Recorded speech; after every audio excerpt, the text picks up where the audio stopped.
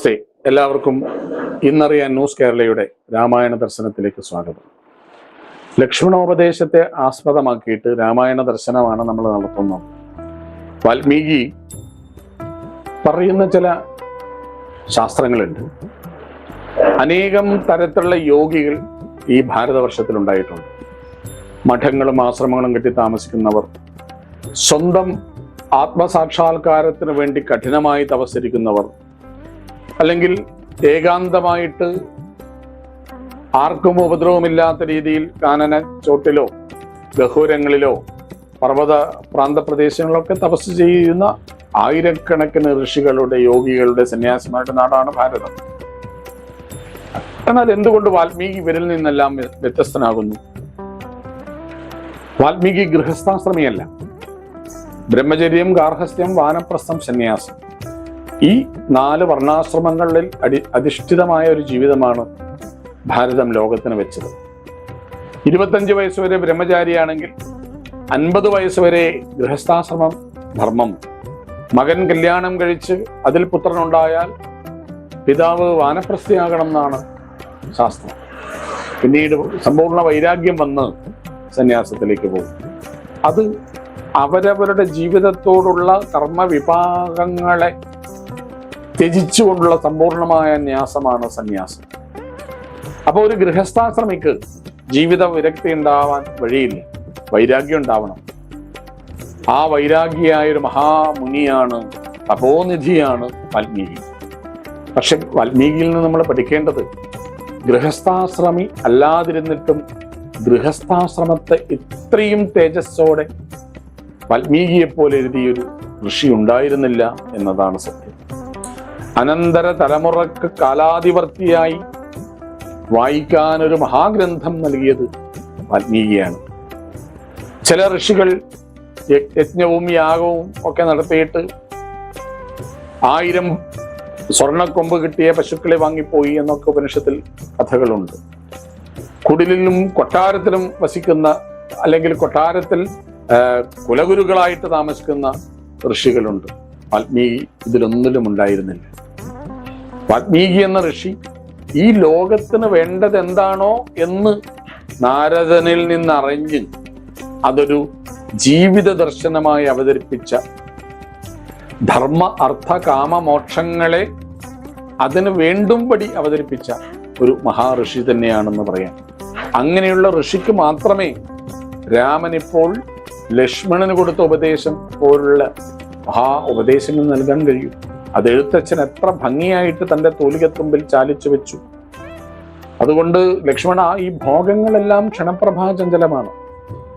ഭോഗങ്ങളെല്ലാം ക്ഷണപ്രഭാചഞ്ചലം, വേഗേന നഷ്ടമായുസ്സുമോർക്ക നീ. ആയുസ്സിന്റെ ക്ഷണികത, നിസ്സാരത, ഭോഗങ്ങൾ, നമ്മൾ നേടുന്ന സുഖങ്ങളെല്ലാം ക്ഷണപ്രഭാചഞ്ചലമാണ്. ക്ഷണപ്രഭാചഞ്ചലം എന്ന് പറയുമ്പോൾ മിന്നലിനെ പോലെ ക്ഷണികം. നമ്മൾ മാനത്ത് മേഘങ്ങൾ കൂട്ടിമുട്ടുമ്പോൾ ഉണ്ടാകുന്ന മിന്നലുകളൊക്കെ കണ്ടിട്ടുണ്ടാവും. ആ മിന്നലിന് ആയുസ് കുറവാണ്, എന്നാലോ തിളക്കം കൂടുതലുമാണ്. ജീവിതത്തിൽ തിളക്കം കൂടുന്ന എല്ലാറ്റിനും ആയുസ് കുറവാണ് ലക്ഷ്മണ. വേഗേന നഷ്ടമാം ആയുസ് മോർക്ക. എന്തുപോലെ?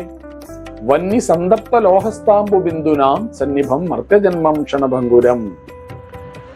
ഇത്രയും പദനിഷ്ഠമായ ഒരു തത്വം എഴുത്തച്ഛനെ പോലെ മറ്റാരാ പറഞ്ഞിട്ടുള്ളത്?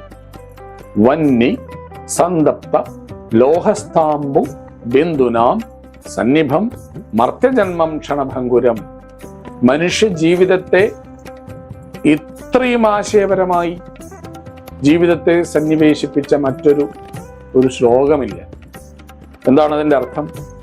വന്നി സന്തപ്തം, വന്നി അഗ്നിയാണ്, തീയാണ്. തീയിൽ സന്തപ്തം, മുഴുകിയ ലോഹം. നമ്മൾ കൊല്ലന്റെ ആലയിൽ ഇരുമ്പ് പണിയായുധങ്ങൾ നിർമ്മിക്കുമ്പോൾ ആ കനലിൽ എരിയുന്ന ലോഹം കണ്ടിട്ടുണ്ടാവും. നല്ല തിളക്കമായിരിക്കും. അഗ്നിയിൽ വെന്ത ലോഹത്തിന്റെ തിളക്കം മറ്റൊന്നുമില്ല. പക്ഷെ അതിലൊരു തുള്ളി വെള്ളം ഒഴിച്ചാലോ ബിന്ദുനാം, ബിന്ദു വെള്ളത്തിന്റെ ബിന്ദു, വന്നി സന്തപ്ത ലോഹത്തിൽ അമ്പു, അമ്പു എന്ന് പറഞ്ഞ വെള്ളം, ബിന്ദു, തുള്ളി. ഒരു തുള്ളി വെള്ളം ഉറ്റിച്ചാലോ സന്നിഭം, തുല്യം. അതിന് തുല്യമാണ് നമ്മുടെ ജീവിതം. വന്യ സന്തപ്ത ലോഹസ്താംബു ബിന്ദുനാം സന്നിഭം മർത്യജന്മം ക്ഷണഭംഗുരം. മനുഷ്യ ജീവിതം അത്രയും നിസ്സാരമാണ്. കാണാൻ നല്ല തിളക്കം, കാണാൻ നല്ല സൗന്ദര്യം, കാണാൻ നല്ല പ്രതാപം, കാണാൻ എല്ലാ സമ്പത്ത്, കാണാൻ നല്ല പ്രൗഢി, കാണാൻ നല്ല കൊട്ടാരം ഒക്കെയുണ്ടെങ്കിലും അത് ചുട്ടുപഴുത്ത അഗ്നിയിൽ തീയിൽ വീണ വെള്ളത്തുള്ളിയിൽ പോലെ. ഒരു ലോഹം ചുട്ടുപഴുത്ത ലോഹത്തിൽ ഒരു തുള്ളി വെള്ളം വീണാൽ എങ്ങനെയാണോ അതുപോലെയാണെന്ന് പറയാൻ എഴുത്തച്ഛനെ പോലുള്ള ഒരു ആചാര്യന് മാത്രമേ കഴിയൂ. അടുത്ത വരി നോക്കൂ നിങ്ങൾ. ചക്ഷുശ്രവണ കളസ്തമാം ദർദുരം ഭക്ഷണത്തിന് അപേക്ഷിക്കുന്നത് പോലെ കാലാഹിന പരിഗ്രസ്തമാം ലോകവും ആലോല ചേതസാ ഭോഗങ്ങൾ തേടുന്നു. നേരത്തെ പറഞ്ഞ 2 വരിയേക്കാൾ ഒരു വരി കൂടി മനുഷ്യ ജീവിതത്തെ ഉദാഹരിച്ച ഉദാഹരണം എന്താണെന്ന് നോക്കാം. ചക്ഷുശ്രവണ ഗളസ്തമാം ദർദുരം. ദർദുരം തവള. ചക്ഷുശ്രവണൻ, ചക്ഷുസ് ശ്രവണമായിട്ടുള്ളവൻ. പാമ്പിനെ അങ്ങനെയാണ് ആചാര്യന്മാർ വിശേഷിപ്പിച്ചത്. പാമ്പിന് ചെവിയില്ല. അപ്പൊ കണ്ണ് തന്നെ ചെവി എന്ന ഇന്ദ്രിയമായിട്ട് ഉപയോഗിക്കേണ്ടി വരും. പാമ്പിന്റെ ചർമ്മങ്ങൾ കൊണ്ടാണത് ശബ്ദം അറിയുന്നതെന്ന് നമുക്കെല്ലാവർക്കും അറിയാം. ഇവിടെ എഴുത്തച്ഛൻ പറയുന്നത് ഒരു പടി കൂടി കടന്നാണ്. കണ്ണിനെ ചെവിയായിട്ട് ഉപയോഗിക്കുന്നവനായ പാമ്പ് ചക്ഷുശ്രവണൻ. ഗളസ്ഥം തൊണ്ട. ഭക്ഷണത്തിന് അപേക്ഷിക്കുന്ന പോലെ ചക്ഷുശ്രവണനായ പാമ്പിന്റെ വായിൽ അകപ്പെട്ട ദർദുരം തവള. പാമ്പൊരു തവളയെ പിടിച്ചു. ആ തവളയെ വിഴുങ്ങിക്കൊണ്ടിരിക്കുമ്പോൾ ആ തവളയുടെ മുഖഭാഗം പാമ്പിന്റെ വായുടെ പുറത്താണെന്ന് നമ്മൾ സങ്കല്പിക്കുക. അങ്ങനെ മെല്ലെ ഒരു പാമ്പിന് തവളയെ വിഴുങ്ങാൻ പറ്റും. മെല്ലെ മെല്ലെ വിഴുങ്ങിക്കൊണ്ടിരിക്കുമ്പോൾ ആ തവള പുറമേ പറന്നു പോകുന്ന ഒരു പ്രാണിയെ പിടിക്കാൻ കൊതിക്കും, മോഹിക്കും. അതുപോലെയാണ് മനുഷ്യ ജീവിതം. നമ്മൾ മരണത്തിലേക്ക് അനവരതം കടന്നു പോവുകയാണ്. നമുക്ക് മരണമാണ് മുന്നിൽ നടക്കുന്ന ശാശ്വതമായ സത്യം. ജനിച്ച ഏതൊരാൾക്കും മരണമുണ്ടാകും എന്ന സത്യം നാം മറന്നുപോയിട്ട് താൽക്കാലിക ജീവിത സുഖത്തിന് വേണ്ടി ഒരു തവള എങ്ങനെയാണോ നിസ്സാരമായൊരു പ്രാണിയെ ആഹാരമാക്കാൻ ശ്രമിക്കുന്നത്, അതുപോലെ ഈ പ്രപഞ്ചമാകുന്ന ജീവിതമാകുന്ന സാഗരത്തിൽ നമ്മളും. അതാണ് നാരായണ ഗുരു ദൈവദശകത്തിൽ പറഞ്ഞ ആദ്യത്തെ ശ്ലോകം. ദൈവമേ കാത്തുകൊള്ളുകങ്ങ് കൈവിടാതിങ്ങു ഞങ്ങളെ, നാവികൻ നീ ഭവാബ്ദിക്കൊരാവിവൻ തോണി നിൻ പദം. ഈ ഭവസാഗരം കടക്കാൻ, ഈ സംസാര സാഗരം കടക്കാൻ, ഈ ജീവിതമാകുന്ന കടല് കടക്കാൻ നമുക്കൊറ്റയ്ക്ക് കഴിയില്ല. ഞാനൊരു തോണിയിൽ കയറി ഇരുന്നിട്ടുണ്ട്. ആ കടലിൽ കൂറ്റൻ തിരമാലകൾ, വലിയ വലിയ ചുഴികൾ, സ്രാവുകൾ, ചീങ്കണ്ണികൾ, അപകടങ്ങളാണ് ചുറ്റിലും പതിയിരിക്കുന്നത്. വലിയ തിരമാലകളിൽപ്പെട്ട് എൻ്റെ ജീവിത യാത്ര തകിടം മറിഞ്ഞു പോയേക്കാം.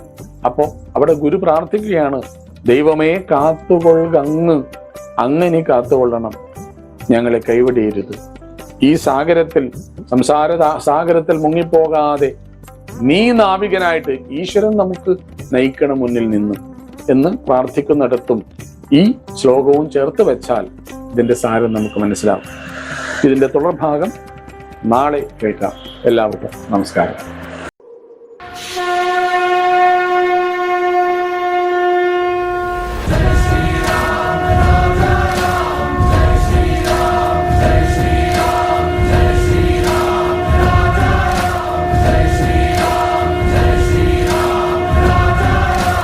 വിവാഹ പർച്ചേസുകൾക്ക് കുറഞ്ഞ പണിക്കൂലിയിൽ സ്വർണം മുൻകൂട്ടി ബുക്ക് ചെയ്യാൻ അഡ്വാൻസ് ബുക്കിംഗ് സ്കീം. പണിക്കൂലിയിൽ 50% വരെ ഡിസ്കൗണ്ട് നേടാൻ മൈ ഗോൾഡ് സേവിംഗ് സ്കീം. പണിക്കൂലി ഒന്നുമില്ലാതെ സ്വർണ്ണാഭരണം സ്വന്തമാക്കാൻ ഗോൾഡൻ ബഡ് സ്കീം. എന്നും വിശ്വസ്തയോടെ സ്വർണം സ്വന്തമാക്കാൻ ആരാധന jewellery, Bangalore and city centre, Kannur, ഫാഹേൽ and Maliya, Kuwait.